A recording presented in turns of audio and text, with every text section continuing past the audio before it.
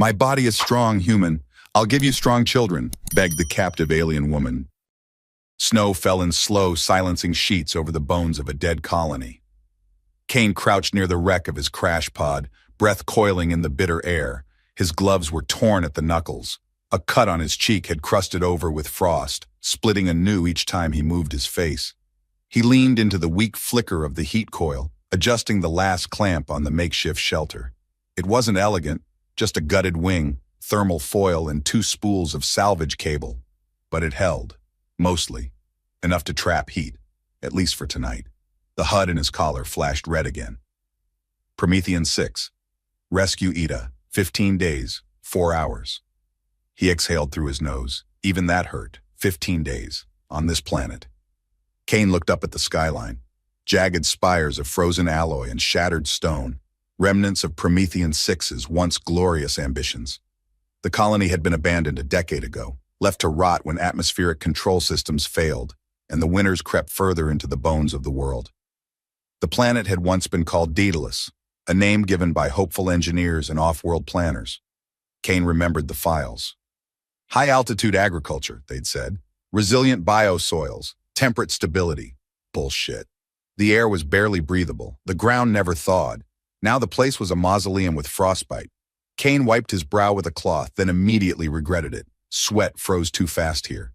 He needed to conserve power, water, food. He'd already mapped the ration count twice in his head. 3 sealed protein packs, 2 liters of meltable ice, 1 flask of heat gel for his boots. If he was careful, he could stretch it. If nothing went wrong. Something cracked out in the distance. He froze. Not wind, not ice. It came again, slow, metallic, like something dragging across ruined steel. Kane rose silently and grabbed his salvaged impact rifle. The charge cell was half dead, and it jammed more often than it fired, but it was better than nothing. He moved toward the edge of the firelight and scanned the crumbling ridgeline. Nothing. Only the howl of wind slipping through wreckage and snow swirling under a dying sky. Still, he knew he'd heard it. This wasn't the first time. Since the crash, something had been watching. He'd caught glimpses, blue streaks darting between ruins, impressions in the snow, movement in the corner of his eye. Always distant, always gone by the time he turned. At first he thought it was trauma, concussion, starvation. Then he started leaving food out. The first morning, the ration bar was gone. The next, the wrapper remained, tucked neatly under a rock as if in thanks. He said nothing, kept quiet, kept watching. But that night, on the 4th cycle since his crash, she came to him. She stepped into the firelight without warning. No sound, no threat posture. Tall, alien, cold as silence itself. She wore the remains of something ceremonial, cloth torn into practical shapes, looped around her waist and over one shoulder. Her skin, pale blue, looked almost gray under the flickering firelight, etched with faint markings that pulsed softly like embers through frost. Her hair was long, wild, impossibly white. It fell over her shoulder in rough braids, tipped with snow. She didn't look at him as she stepped forward. Her gaze was fixed just above his head, measured, formal, almost rehearsed. Then she knelt, not out of weakness, not from fear, from training. "I can guard your shelter," she said. Her voice was flat, formal, perfectly enunciated, as if reciting something long practiced. "I can fight, hunt. I will not eat much, and if you want, I can give you strong children." Kane's breath caught, not from shock, but from the quiet weight behind her words. He didn't lower the rifle immediately. She made no move to rise. Her expression was blank. Her shoulders were square. But there was something in her face that contradicted the rigid posture. A flicker in her eyes, a micro-hesitation in her breath. He saw it, not the strength she spoke of, but the fracture underneath. "How long have you been out here?" he asked, voice low. She blinked. "Long." "Alone?" "Yes." He hesitated, then slowly lowered the rifle. The wind picked up again, tugging at the edges of her robe. She didn't react to the cold. "I'm not here to trade shelter for sex," Kane said, blunt but not cruel. That made her pause. She turned her eyes to his, amber, haunting, unreadable. "I thought that was what males wanted," she said. "Not bitter, not sarcastic, just tired." Kane knelt across from her, careful to keep his body language open. He reached behind and pulled a food pack from the warmth of the inner shelter. He slid it across the snow. Eat, he said. She stared at it like it might vanish. Why? She asked. Because you're starving. Her hand trembled as she reached out. When she brought the packet to her lips, she bit off more than her throat could handle and gagged. She coughed, nearly dropped the meal. Instinctively, Kane moved toward her, then froze when she flinched back, teeth bared. No one's going to hurt you, he said quietly. Not here. She looked away, continued eating, slower this time. Her hands were calloused, fingertips bruised by frost. She tried not to wince as she swallowed. What's your name? He asked. She hesitated longer this time. Saria. Kane nodded. I'm Kane. She looked at him again, then at the fire. I won't take up much space. You're not taking anything, Kane said. You're sharing it. Saria said nothing. Minutes passed in silence. The fire hissed softly. Somewhere far off, that same metallic shriek echoed once more, fainter this time. Saria's head twitched slightly, her jaw tightening. You heard that? He asked. I always hear it, she said. It doesn't come close. Yet. Saria's gaze returned to the flames. Her eyes seemed less guarded now, but no less hollow. You don't belong here, she said. Kane gave a soft, bitter chuckle. Never have. A beat of silence. Why did you come? She asked. Salvage run, human supply relay. Daedalus was flagged cold and dead, but someone had to verify the beacon records. He gave a half smile. I drew the short straw. And they left you. No, Kane said. I crashed. They'll come back, maybe. She tilted her head. You're very calm. Too tired to panic. Saria studied him for a long moment. Then slowly, she shifted her body closer to the fire. Not touching him, just closer.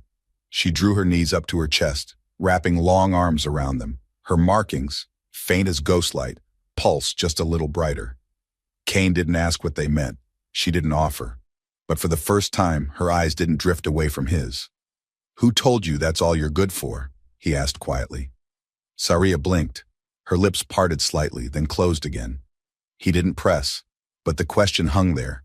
Gentle, quiet, defiant. She curled in tighter, not to hide, just to rest. And Kane sat with her, rifle in his lap, watching the shadows dance across broken walls as the fire burned low. They didn't speak again that night, but neither of them was alone anymore. Morning came without light. Only a gray haze pressing down over the ruined valley, thick and heavy as wet cloth. Kane stirred beneath his thermal shroud, breath fogging the thin air inside the shelter. The portable coil had died sometime during the night, and the cold had crept in like a thief, numbing his fingers, stiffening his back. He sat up slowly, testing each joint. Everything ached. A dull burn ran down his right side where the crash bruises had settled in deep. When he reached to rub the soreness from his ribs, a movement at the edge of the shelter stopped him. Saria was already awake. She sat cross-legged near the dead fire, wrapped in a rough layer of salvaged cloth. Snow dusted her shoulders and hair, but she didn't seem to notice. Her silver-white braid had come half loose during the night, and strands of it stirred gently in the wind that slipped through the gaps in the wreckage. She didn't look at him, just sat still, breathing slow, gaze fixed on the distant horizon beyond the shattered walls, as if watching for something, or remembering something she wished she could forget. He unzipped the emergency ration kit and set a small pack of thawed protein paste beside her without a word. Then he crouched by the windscreen and tried to spark the heater back to life. It took 3 attempts and a sharp curse under his breath, but the unit eventually stuttered back on, casting a weak orange glow. Saria hadn't touched the food. You're not eating, Kane said. I will. He turned. Why wait? She finally met his eyes, and the quiet there wasn't cold. It was calculation, not distrust, but caution. I used to eat only after others. Rank decided the order. It's a habit. You think I outrank you? No, she said. I think you're kind. The words caught him off guard more than he expected. He sat down across from her, rubbing his palms together to restore circulation. I'm just trying to keep us both alive, he said. Saria tilted her head slightly. Her markings, those faint glimmers under the skin, flickered for half a second, then faded. Kindness is rare, she said. On this world, it usually gets you killed. Kane didn't answer. There wasn't much to say to that. She wasn't wrong. Instead, he reached into his jacket, pulled out a cracked data pad, and ran a diagnostic scan. The beacon was still transmitting. Weak signal, but stable. No response yet. 15 days was the optimistic window. He'd been on military time long enough to know it could stretch far longer. He glanced at Saria again. She hadn't moved, still staring past the fire, still not eating. "You're freezing," he said. "I've endured worse." "That's not the point." He unfastened his secondary thermal layer, a padded inner vest lined with synthetic fur, and tossed it across to her. She didn't move to catch it, just looked at the vest, then at him. "You gave me food, now your warmth." "It's not a transaction, Saria." "No?" Her voice was quiet but not soft. "Then what is it?" He ran a hand through his hair, still tangled from sleep. The wound on his cheek had reopened. He dabbed at it absently with a corner of cloth. "I don't know," he admitted. "But where I come from, helping someone doesn't mean you expect something back. Especially not like that." She studied him, unreadable. "Where I come from," she said. "Those who had nothing else offered their bodies. It was the last form of trade, the only currency no one could steal." Kane's chest tightened. "How long were you alone here?" "Since they left." "Who?" "My people." That landed heavier than he'd prepared for. She said it with no bitterness, just a dry finality, like reciting the color of sky. Saria reached for the food pouch then, eating slowly, mechanically. Her hands were still shaking. He saw the hesitation in her grip, the practiced economy in each movement. She didn't look hungry. She looked punished. Like survival was something she hadn't fully consented to. He forced himself to look away. Guilt had no place here, not when he barely knew what wounds she carried. A sharp sound rang out beyond the ruins. Both of them turned instantly. Not wind, not falling debris. It was distant but deliberate. A click, then a scrape, metal on metal, followed by a low, vibrating hum that made Kane's teeth ache. He reached for the rifle. Saria was already on her feet. They moved without speaking, keeping low to the ice-slick floor, navigating broken slabs and frozen cables. Kane peeked over the rim of a crumbled outbuilding. Nothing, only wreckage, smoke frozen into jagged shapes. The distant ridge shimmered with falling snow, but nothing moved. Still, that sound. Saria pointed toward a collapsed communication tower a few clicks north. "They used to keep drones there," she whispered. "Recon, harvest class." "Drones?" She nodded. "Not many survived the evacuation, but some patrol on loop, memory loops, broken minds. Autonomous. Some. Others. Less so." Kane's pulse ticked up. He'd seen harvest drones before, semi-organic monstrosities used for colony maintenance. But without proper AI regulation, they degraded fast. If something like that was still running out there, scavenging instinctively. "We stay close today," he said. "Shelter radius. No scouting." Saria gave a slight nod, though her shoulders remained tense. Back at the shelter, Kane bolted the flap shut. The interior was cold but not frozen. The heat coil pulsed weakly now, but at least it gave them light. They didn't speak for a while, just sat, two strangers in the ruins of a failed dream. Eventually, Saria broke the silence. "I didn't think I'd live long enough to see another sentient face." "You thought I was sent here to kill you?" "I thought you were just a ghost." He looked at her then, really looked. Her jawline was sharp, but not cruel. Her eyes, amber and steady, seemed older than they should be, and her skin, marked with lines that flickered faintly with each breath, told a history in symbols he couldn't yet read. "You're not a ghost," he said. She looked away. "Not yet." Later that night, after a meal eaten in silence and a second coat of snow blanketing the wreck, Kane noticed Saria curl beside the heater unit. Not near him, not close, but not far. He watched her chest rise and fall in shallow sleep, the lines along her arms dim but steady. She hadn't asked to stay, but she hadn't left either, and something in that quiet decision felt heavier than any vow. Kane woke before the fire died. A thin halo of breath fogged around his face as he sat up inside the shelter, rubbing the stiffness from his neck. The heat coil was down to a dim red glow. A sheet of frost rimmed the interior panel where the wind had pushed through a seam in the wreckage overnight. Outside, the world lay still and colorless, gray snow over gray stone under a pale, lidless sky. Saria was already awake. She sat cross-legged near the bulkhead, working silently on a damaged air duct. using a strip of salvaged alloy as a binding brace. Her hands moved with precision, despite the red swelling on her knuckles. She hadn't asked for gloves. She hadn't asked for anything.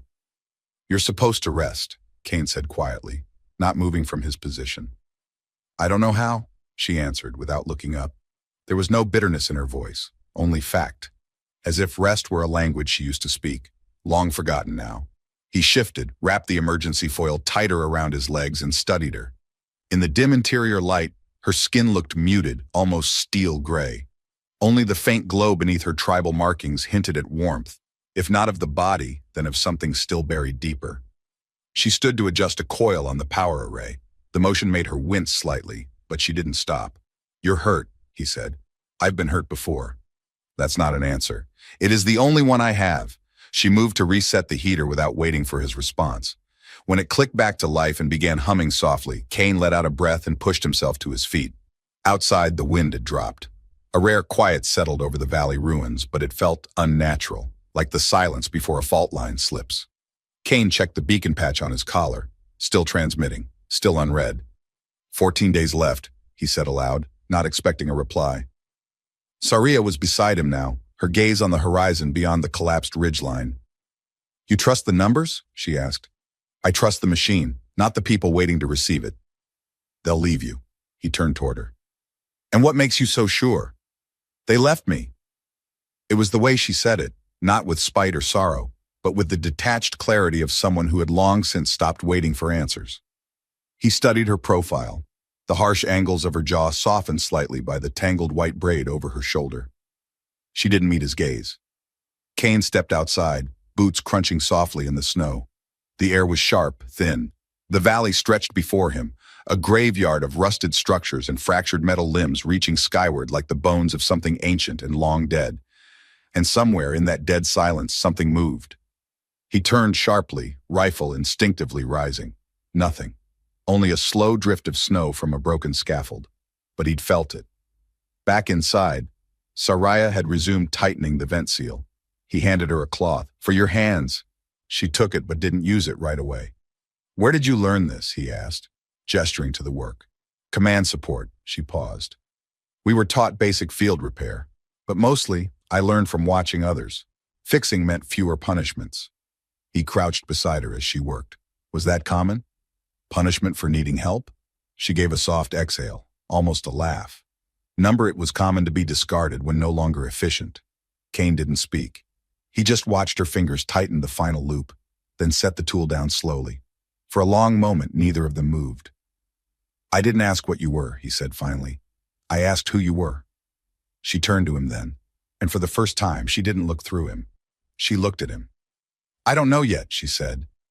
It wasn't defensive. It was honest. He nodded. "That's fair." They worked the rest of the afternoon without much talk, cleaning the snow trap intake, resetting the perimeter sensors, and moving salvage crates closer to the shelter wall. At one point, Saria used a rusted piece of the crash stabilizer to prop open the melted floor hatch. When she bent to wedge it under the edge, her braids slipped forward, and Kane caught a glimpse of the long scar that ran from behind her left ear to the base of her neck. He didn't ask about it, not yet. The wind returned in the late afternoon, colder now, laced with a whine that came not from nature but from something deeper, older. Kane froze at the sound.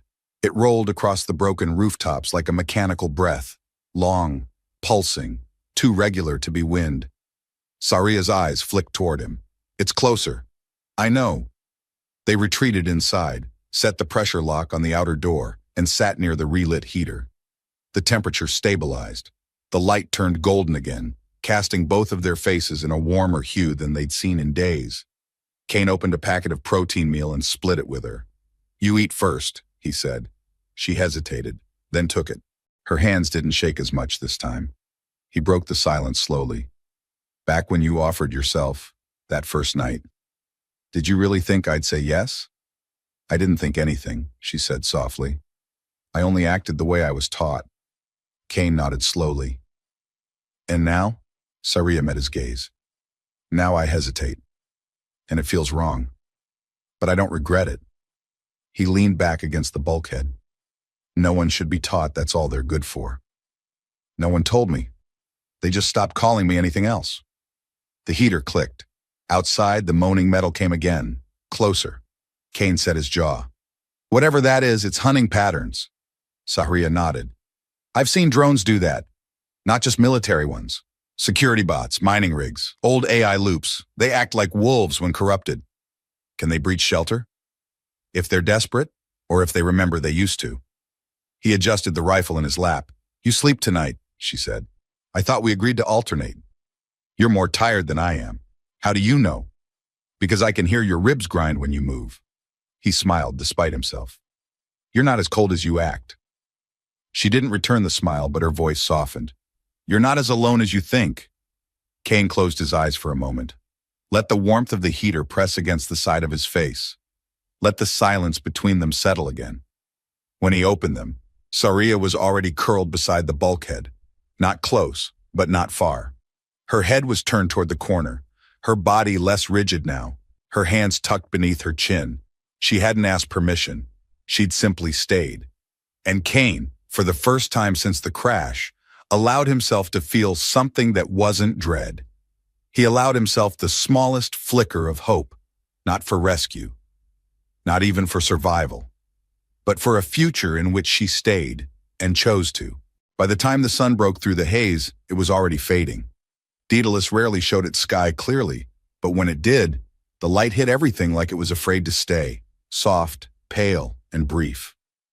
That morning it spilled over the frost-glazed wreckage in streaks of silver. Kane stood near the eastern wall, hands buried in the warmth of his jacket sleeves, watching the broken skyline. The heater hummed behind him. Inside the shelter, Sahria slept lightly, one arm curled beneath her head, her body no longer curled quite so tight. The change was subtle, but Kane noticed. He noticed everything now. The way her breath didn't hitch as sharply in sleep, the way her shoulders didn't tense at every noise. She was still alert, still cautious, but the edge had softened, just enough. When she stirred, Kane was already boiling meltwater in the heating cup. She sat up with a quiet intake of breath, stretching her arms with the deliberate care of someone used to pain. She blinked slowly and pulled her hair over one shoulder, absently undoing the braid. Kane handed her the first hot drink of the day without a word. She nodded in thanks. Her fingers brushed his, and this time she didn't pull away. They drank in silence. Then Kane spoke. I don't know much about your people, not beyond what the military files covered, mostly combat specs and threat assessments. Sahria studied the steam rising from her canister. Her amber eyes flickered in the light. That's all they ever cared to know. He waited. She didn't make him wait long. I was part of the 4th Maternal Vanguard, she said. Born in a hatch nursery, bred for optimal traits, reflex, strength, fertility, memory. I was tested at 6 cycles old, bonded to a battle pod at 10. My role was layered. Mother, shield, weapon. Kane frowned. You were supposed to fight and give birth? Yes. Her tone was matter of fact. Our physiology allowed for dual function. We were taught to nurture and to destroy, efficient biology for an inefficient galaxy. He shook his head, incredulous. What happened when the war ended? They said we were no longer necessary. Peace made us inconvenient.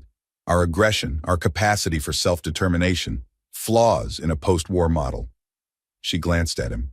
They began decommissioning us. Decommissioning, Kane repeated, tasting the word. You mean killing? Some. Others were sterilized, reassigned to menial colonies. I was sent here to assist in rebuilding Daedalus, alongside surviving engineers and a few pacified combat drones.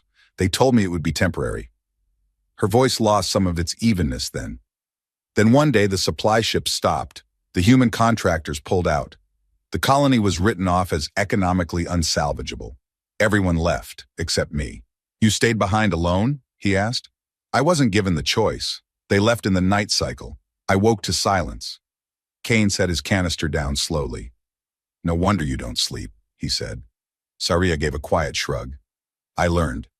He studied her in the firelight, really studied her. Not just her skin, which shimmered faintly in patches, or the way she held herself with soldier's precision, but the fatigue in her eyes. The fatigue of someone who had survived not because she hoped, but because she had forgotten how to stop. Kane leaned forward. You're not a machine. I was trained to be. Training can be undone. She looked away, but he saw her jaw shift, like she wanted to speak but hadn't decided if it was worth the effort. "What about you?" she asked after a beat. "What role were you trained for?" He smirked faintly, then leaned back against the hull. "Civilian contractor, mostly. I was part of a xenoanthropology delegation. We cataloged culture remnants, languages, artifact traditions, whatever still existed after conflicts. I studied people like you, from a distance, through screens and old records." Saria raised an eyebrow. "And now?" "Now I salvage junk and try not to die in freezing windstorms." A beat passed. Then she asked, "Why leave your world?" "Earth isn't a dead colony." Kane hesitated. The truth tasted heavier than he liked. "I was engaged once," he said. "She wanted a quiet life. I didn't. Thought I needed something larger. Went on a contract to the outpost for 6 months. Came back 2 years later." "She left?" "She waited," he said softly, "for a while. But eventually she realized I was more committed to the unknown than I was to her. I didn't argue." Saria didn't speak. She just watched him in that quiet, measured way of hers, like she was reading between the words he didn't say. "So you drifted," she said. "Yeah." He rubbed a hand over his jaw, the coarse stubble catching on his glove. "I didn't think I'd survive the crash. Not really. And I didn't think I'd meet someone like you out here." Saria looked down at her canister, then said something so soft he barely caught it. "I didn't think anyone would still speak to me. You don't talk like someone forgotten. I talk like someone afraid of being remembered for the wrong things." The silence between them wasn't empty now. It was full of everything they'd said and everything they didn't have to. Outside, the wind shifted, low and slow. Saria tilted her head toward the sound. "We're not alone out there." Kane stood. "Still no movement on the motion grid, but something's watching." "I know." "Then we'll watch back." She turned toward him, and this time, there was something new in her eyes. Wary, yes, but warmer. Not trust, not yet, but the beginning of something like it. "You stay," she said, voice low. "I'll scan perimeter." Kane hesitated. "You don't have to prove anything." "I'm not. I just want to be useful." He stepped in front of her. "You already are." She blinked. Her eyes dropped, then returned to his face. A pause. A breath. She nodded and turned toward the outer door. As it hissed closed behind her, Kane remained by the heater, fingers wrapped around the cooling mug. For the first time since the crash, he wasn't planning his own survival. He was thinking about hers, and what might happen if they both kept choosing to stay. The storm hit just after dusk, slamming into the valley with the force of a collapsing sky. Wind howled through broken girders and collapsed towers, carrying snow like shards of glass. Inside the shelter, the fire coil coughed and flickered. The warmth barely reached the walls. Kane checked the rescue beacon again. 12 days remaining. 12 days. And now that number no longer felt like a countdown to salvation. It felt like a wager.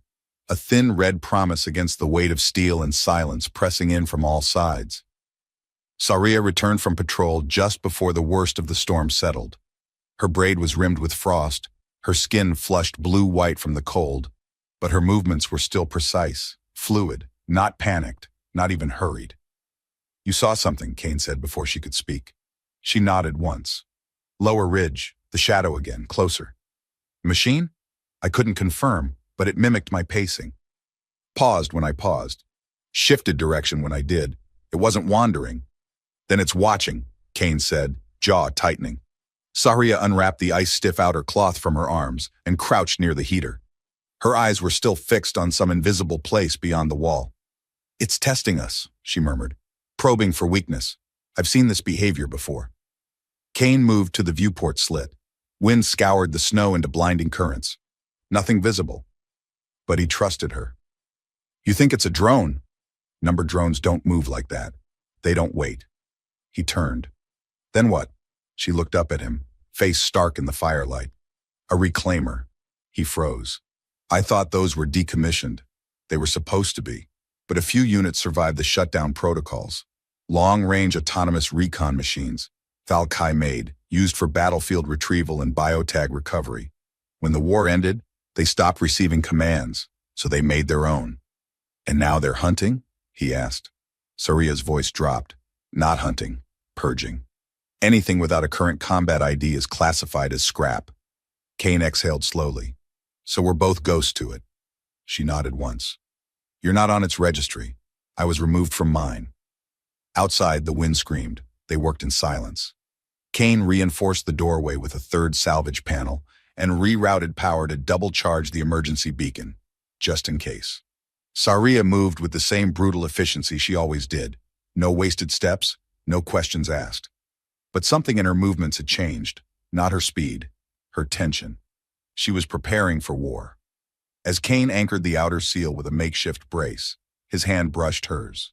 She didn't pull away. They shared a glance, brief, breathless, unspoken. The storm howled louder, but they didn't move from that closeness for a long second. Later, inside, they huddled near the heat coil. The glow reflected off her markings, still faint, but no longer cold. Kane's voice was quiet when he asked, "Do you think it'll attack tonight?" If it was human, yes, but machines don't work by fear. They wait until you stop preparing. Then we won't. She looked at him with something unreadable in her eyes. Not trust, not yet, but not suspicion either. Something in between, a truce formed through shared cold. "I'm taking first watch," she said. "I can take it." "No." Her tone was gentle but firm. "You need rest." He paused, then nodded. "Wake me if you hear anything." "I always hear everything." Hours passed. Wind battered the walls, but the storm began to thin, fading to intermittent gusts and snow flurries. Saria stood at the entrance, eyes sharp, posture calm. Kane dozed lightly, half-conscious, rifle at his side. Then the sound came. Not the wind, not the storm. Metal, groaning, rhythmic, deliberate. Saria's voice was low but urgent. "Kane!" He was on his feet instantly. They both moved to the viewport. There, across the field of jagged stone and buried salvage, something shifted, large, angular, moving with terrible patience. Its form gleamed faintly beneath the stormlight, more silhouette than shape, but unmistakably artificial. Kane raised the rifle. "If it gets closer, it won't approach directly," Saria said. "It'll wait, until it thinks we've broken routine, so we stay alert." "Yes," her jaw tensed. "If it breaches, we won't survive open combat." Kane watched her. She wasn't afraid. But something colder lived in her eyes now, a memory of something brutal. "You've seen one up close, haven't you?" She nodded once. "It took my squad, left me breathing." "Why?" She looked at him. "Because I was beneath its threshold for viable salvage, not worth retrieving, not worth destroying." Kane felt his stomach turn. "It spared you because it didn't need you." "Yes," she met his eyes. "That's the first time I understood what it meant to be discarded." Neither of them spoke for a while. Eventually, she sat beside him again. Not for warmth, there was little left, but for presence. 12 days, he said, almost to himself. "Until rescue." 12 days, she echoed. "Too many for peace. Too few for a future." He turned toward her. "But enough time to stay alive." Her gaze didn't leave his. "If we do, what happens next?" "I don't know," Kane said honestly. "But I'm not planning on leaving you behind." She didn't answer, but her hand brushed his, light as snowfall. And in the flickering light of that failing heater, beside the sound of distant metal and wind, neither of them moved away. The reclaimer struck just before dawn, not with warning, not with noise, with precision. Kane didn't see it, he felt it. The vibration through the floor, the sudden drop in air pressure, the way the shelter groaned as something vast and mechanical braced against the walls. Then the tearing began. Metal screamed as a clawed appendage punched through the barricade. Sparks flew. A blizzard of snow and insulation erupted into the room. Kane grabbed his rifle, rolled to cover, and fired blind toward the breach. Saria didn't hesitate. She grabbed the satchel, tore Kane's coat sleeve, and hauled him bodily through the emergency hatch as another impact collapsed the outer wall behind them. They ran, not toward safety. There was none. But through a labyrinth of broken corridors and frozen pipelines, down into the bowels of Daedalus, the forgotten arteries of a dead city, half buried in ice and silence. They didn't stop until Kane collapsed. The wound along his ribs, reopened in the scramble, had bled through 3 layers of cloth. He sagged to one knee beneath the broken vent of a long-dead coolant shaft. Saria caught him under the arms, lowered him to the floor, and sealed them inside. Then at last came silence. Not peace, just the stillness that followed violence. The next 2 days passed in shadows. They took shelter in the narrow cavity beneath the substructure. No light reached them there, and little warmth. But the reclaimer didn't follow. Saria assumed it had circled back to assess the shelter ruins, perhaps scanning for movement, perhaps recalibrating. Machines like that didn't give up. They adapted. They waited. Kane drifted in and out of sleep, his skin cold and slick with sweat. The wound had begun to fester, and the pain dulled his voice to a whisper. Saria cared for him with calm precision.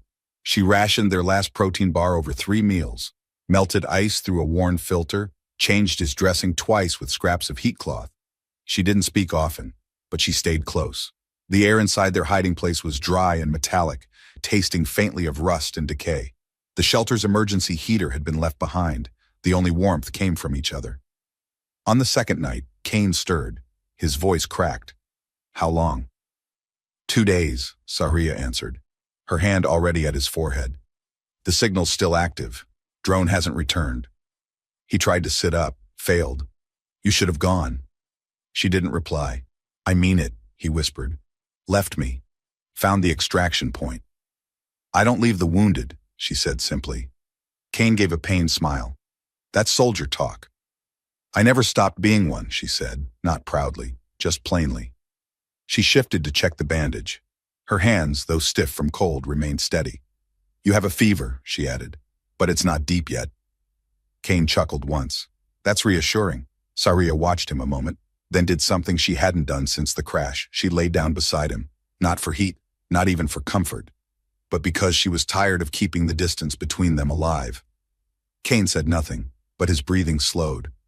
By the third morning, 10 days remaining, the air shifted. Kane was stronger, still pale, still slow, but coherent. Saria emerged briefly from their hideaway, risking a scan of the horizon through a cracked panel. The reclaimer was gone, not far, but not waiting. When she returned, Kane was sitting upright, pale but steady. He looked up. "We moved today." She nodded. "Northeast. I remember a relay station half a click out. Elevation might boost the signal." "You're sure you can carry me? You're not heavy." He winced as she hauled him upright, one arm over her shoulder. "Don't lie to make me feel better." "I wasn't." They climbed, out of the tunnel, past blackened wires and cracked bulkheads. The cold hit them instantly, stinging like fire after days underground. But the sun was clear, cutting through the haze above Daedalus with an icy brilliance that made the ruins look almost holy. They didn't speak. Words would have broken something sacred. They reached the station by mid-morning. The comms relay was buried in ice, but still standing, barely. Saria hacked into the console with a cracked diagnostic stick, rerouted power through the satellite interface, and resent Kane's beacon burst manually. This time it responded. Signal confirmed. Location locked. Rescue inbound. Kane watched her work, breath fogging the air. The wind caught her braid and tugged it free. She looked nothing like the woman who had first stepped into his firelight. Not just because of the dirt and frost, but because of the stillness in her now. Like she no longer expected to be abandoned. When she finished, she turned to him. 12 days, she said. Kane gave a hoarse laugh. Give or take. Saria stepped closer. Her gaze searched his face, lingering on the bruises, the strain, the ragged breath. Then she reached for his hand. Kane took it. No promises, no speeches, just a single decision made quietly between two people who had nothing left to prove. The wind howled again, but softer now, and far in the sky the clouds began to thin. The rescue drone came at dawn. No fanfare, no roar of engines, just a low mechanical hum that cut through the silence like a memory. The sky for once was clear. Thin light slanting over the bones of Daedalus as if trying to make amends. Frost caught on shattered rails, ruined towers, and half-buried statues that still reached skyward. Kane sat beneath the relay mast, legs stretched out over frozen stone, his side bound tight with cloth that had once been part of Saria's tunic. He heard the sound before he saw it, a black dot, moving slow, steady. The drone broke atmosphere in a glide, sunlight flashing across its undercarriage. They came, he said. Saria stood beside him, silent. Her braid was pulled back, her hands clasped behind her. She didn't react to the drone. She watched the valley, as if the moment wasn't real until it touched the ground. The drone circled once, then began its descent toward the pre-designated landing zone, flat terrain 300 meters south, just beyond the hollow remains of a collapsed biodome. Kane had picked that site on day 2. It felt like a lifetime ago. He pushed himself to his feet. Every movement ached, but he was upright. "I can walk," he said. Saria didn't answer. She simply waited. Together they crossed the frost-bitten field, step by step, boots crunching through thin layers of ice. The wind was low, whispering only once every few paces. Kane kept glancing sideways at her, as if expecting her to vanish. She didn't. When they reached the landing site, the drone had already deployed its legs. The hull opened with a hiss. A single crewman in a white EVA suit emerged, tablet in hand. "Kane Thorne? That's me. You're late." Kane laughed once, a rough sound. "You're early." The crewman looked behind him. "Who's the other?" Kane didn't move. "She's with me." A pause. Measured. No visible reaction. "We weren't informed of a second survivor." "You are now." Another pause. Then a nod. "Medical evaluation and biometric intake are required before departure. She'll need to submit to scan." "She'll consent to that," Kane said calmly, "if she agrees to board." Only then did he turn. Saria hadn't moved. She stood just beyond the shadow of the drone, facing him. Her eyes, always calm, flicked between him and the open ramp. The light inside the vessel spilled golden warmth across the ground. Alien to this planet. Artificial. Safe. But she didn't move forward. "This is where you go," she said. Kane stepped toward her. "This is where we go." Her brow tensed, but her voice stayed even. "I was not designed for comfort, or bureaucracy, or soft landings. I know. I don't want to be studied, or repurposed. I don't want to be asked what I can breed or break. I won't let them. They'll ask anyway." Kane nodded slowly. "Then I'll stand in front of you, like you stood in front of me." That silenced her. The breeze shifted, brushing a lock of hair across her face. "You said I had value," she said. "But what if I'm only useful in a place like this?" "You're not useful to me," Kane replied. "You matter to me." For the first time, she looked away. "I don't know what happens next," she said. "No one does." Another beat of silence. Then she whispered, "I'm afraid." He stepped closer. "So am I." That was all. She stepped forward, crossed the final distance, not with confidence, but with decision. Inside the drone, the temperature climbed by 30 degrees. Saria flinched instinctively, her skin prickling as warmth soaked into her bones. Kane unzipped his jacket, handed it to her. She took it, held it for a moment before shrugging it on. The sleeves were too short, but she didn't take it off. The crewman led them to opposite benches, ran the standard vital scan. Kane's readings were flagged for infection, dehydration, bone bruising. Saria's readings weren't interpreted. The system threw up 3 error codes before defaulting to manual data entry. "Species unrecognized," the crewman muttered. "She's unique," Kane replied without flinching. They didn't speak during ascent. Kane sat across from her, watching the frozen planet drop away beneath them. His fingers trembled faintly from exhaustion, but his eyes never left her. Saria sat upright, still, composed, but not cold, not anymore. "You'll need to adapt," she said quietly. "So will you." "What if I can't?" "Then I'll help you try again." Her gaze found his. "And if I fail?" Kane gave the smallest smile. "You already didn't." Silence settled again, quiet and full. Beyond the hull, stars gathered. They would arrive in orbit in hours. Debriefings, scans, questions would follow. Earth's governments would want explanations. The Anthropological Council would want answers, maybe even control. But none of that mattered yet. In the corner of the small cabin, Kane's pack sat unopened. Inside it, the original survey map of Daedalus was still folded, coordinates circled, names handwritten beside ruins. Saria's name had been added, not as a location, as a beginning. She leaned her head back and closed her eyes. Kane did the same.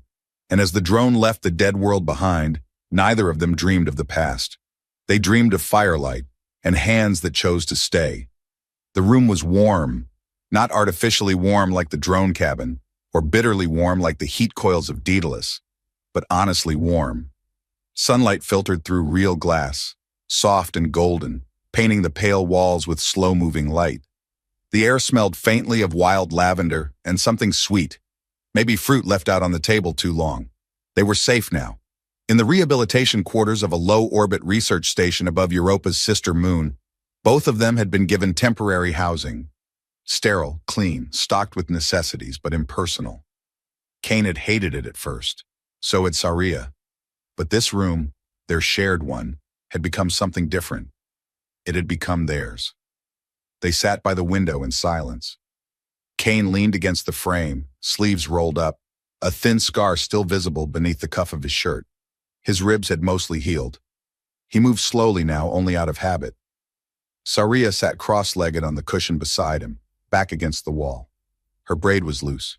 Her bare shoulders glowed faintly where the sun touched her, light blue skin kissed with warmth. For the first time in days, her markings shimmered like soft ink in water, not with distress, but peace. She held a half-sliced peach in one hand, bit into it slowly. Kane watched her with a crooked smile. "I thought you didn't like fruit." "I thought I didn't either," she said, chewing. "But it's not the taste I remember hating. It's the softness." He raised a brow. "That's poetic." She turned her eyes toward him, steady, amused. "I'm not trying to be." "I know. That's what makes it work." She set the peach aside and leaned back, stretching her arms overhead. The motion was unguarded. Her eyes half-lidded. Her body, once wound like a loaded weapon, now moved like it had learned to exist without defense. Kane looked out the window. "How many days has it been?" "Since Daedalus?" she asked. "Since I thought I'd die there." She looked at him. 10. He nodded. "Feels like 100. "Or 1, she said, stretched long and soft. He smiled at that, a quiet, content smile that didn't ask for more. Saria reached out and brushed a strand of hair from his forehead. The gesture was simple, but it stopped him. "You don't flinch anymore," he said. "Neither do you," she whispered. Their eyes met. No adrenaline, no hunger, no desperation. Just the shared understanding that they had earned this. He leaned forward slightly, hand reaching to rest against her knee. Her fingers found his without hesitation. They stayed that way for a moment, hands folded together, legs touching lightly, foreheads nearly aligned. "I thought this would feel strange," she murmured, not fearing what comes next. "It does," Kane said, "but only because we're used to surviving, not living." She tilted her head. "And now, I want more days like this, with you. Sunlight, soft fruit, and silence. No guns, no freezing wind, no metal gods hunting us. Just warmth," he said, "and your voice." She leaned in first. It wasn't urgent. It wasn't practiced. Her lips touched his with the gentleness of breath. Tentative, searching, unsure. Like she wasn't kissing a man but asking a question. And when he answered, when he deepened the kiss, slow and steady, his hand rising to her jaw, his body pulling her closer, she relaxed fully for the first time in her life. There was no armor between them anymore. Just shared skin and quiet sighs, sunlight and warmth, and the knowledge that neither of them needed to be anything but present. When they finally parted, her forehead rested against his. She was smiling. "You're softer than you pretend to be," she said. He grinned. "Don't ruin my reputation." "You never had one." He laughed, breathless and content. They stayed by the window long after the sun dipped behind the curve of the station's horizon. No alarms, no orders, no past, just one moment. The kind that doesn't ask for anything except to be remembered, and they would, always.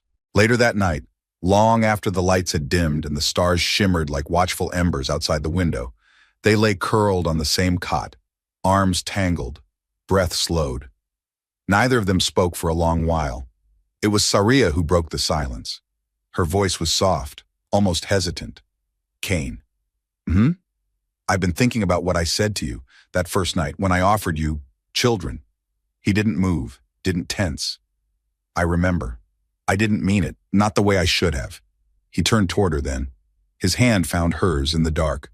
"I know. I said it like a transaction, like I was giving you something you wanted so I could survive." She hesitated. "But now, I want you to know, if we ever did, if it ever happened, it wouldn't be because I thought I had to." He breathed out slowly, the weight of her words settling like quiet snowfall. "It would be because I wanted to share something with you," she said. "Not just my body, something ours." His voice cracked when he answered. "I'd raise them with you, proudly." She didn't reply. She only moved closer. Her head rested against his shoulder. Her hand found his chest. Fingers splayed gently over the steady rise and fall of his breath. Through the thin fabric, she could feel the beat of his heart, quiet but strong, steady, human. Kane didn't move, didn't speak. He just let her be there, let her feel, let her listen. The room was silent, save for the faint hum of the station's life support systems and the distant crackle of recycled air. Warmth wrapped around them in invisible layers, not the artificial kind they had fought so long to find, but the kind they had built between them. Saria shifted slightly. The tip of her nose brushed the line of his jaw. Her breath was warm against his skin. He closed his eyes at the sensation, small but grounding. Her hand slid slowly up his chest, fingers trailing the hollow between his collarbones, not demanding, not testing, just exploring. He opened his eyes. "Saria," he said, barely above a whisper. She looked up at him. Her gaze was steady, unblinking. There was no doubt in her expression, no fear, only something deeper. A hunger, yes, but not just of the body. A need to connect, to anchor, to feel real in a world that had so long made her feel discarded. He reached for her, cupped her cheek. Her skin was cool, faintly luminescent in the low light. His thumb traced the line of her jaw, and she leaned into the touch like it was the first kindness she'd ever believed was meant for her. "You're sure?" he asked. She didn't answer with words. She rose onto her knees beside him and leaned forward, pressing her mouth to his. The kiss was slow, unhurried, deep. Not a collision, but a conversation. Her hands found his shoulders, then his neck, fingers curling there as if to steady herself. Or him. He kissed her back just as slowly, his hands moving to her waist. She shifted again, swinging a leg across his lap, settling herself in his arms, astride him, chest to chest. Her body was warm now, her breath quickening. The heat between them no longer came from a furnace or a blanket, but from each other. She moved her lips to his cheek, to his throat, tasting him like he was something sacred. Kane let his head fall back, breathing her name like a prayer. Saria. She hadn't touched anyone this way before. Not truly. Not without duty wrapped around her wrists like shackles. But now there was no expectation, no command. There was just her, and him, and choice. Her hips shifted subtly against his, testing the space between them, the tension in his body. She felt it all. The way he trembled when her hands brushed under his shirt. The way his breath stuttered when she leaned in to press her mouth just below his ear. He responded to her not as a man who expected anything, but as someone amazed he was wanted. And she did want him. Not because of his strength, not because of his warmth or his cleverness or his calm, but because he had seen her and never looked away. She guided his hands to her back, then to her waist, then lower, inviting touch with silent permission. Every movement they made now was slow, conscious, reverent, like they were learning each other not in a rush of passion, but in a language neither had ever been taught. He held her gently. She rode the rhythm of their closeness like a wave building, cresting slowly, not frantic but deep, raw. She buried her face in his neck, her breath stuttering as her body trembled with rising sensation. He whispered her name again, kissed her shoulder, her collarbone, her hair. She gasped once, not from surprise, from release. It hit her not like a blaze, but like a rising tide, sweeping through her from core to skin, leaving nothing untouched, nothing hidden. She clung to him, her body pressed flush against his, heart pounding against his chest. And Kane, he just held her through it, grounded her, moved with her, breathed her in like something rare and vital. When it was over, she stayed curled against him, every inch of her still humming. He wrapped his arms around her, resting his cheek against her temple. His breath was uneven, his heartbeat wild, but his hands were steady on her back. They stayed that way for a long time. No words, just warmth, just truth. Eventually, she pulled back to look at him. Her eyes were softer than he'd ever seen them, glowing faintly, not from power, not from shame, from peace. "I didn't know," she said, voice ragged. "Didn't know what? That I could feel this, that it could be gentle." Kane kissed her forehead. "Now you do." She nodded. Then almost shyly, she pressed her palm to his chest again. And for the first time since their world had collapsed, she didn't feel like a weapon. She felt like a woman. And in his arms, she knew she had come home.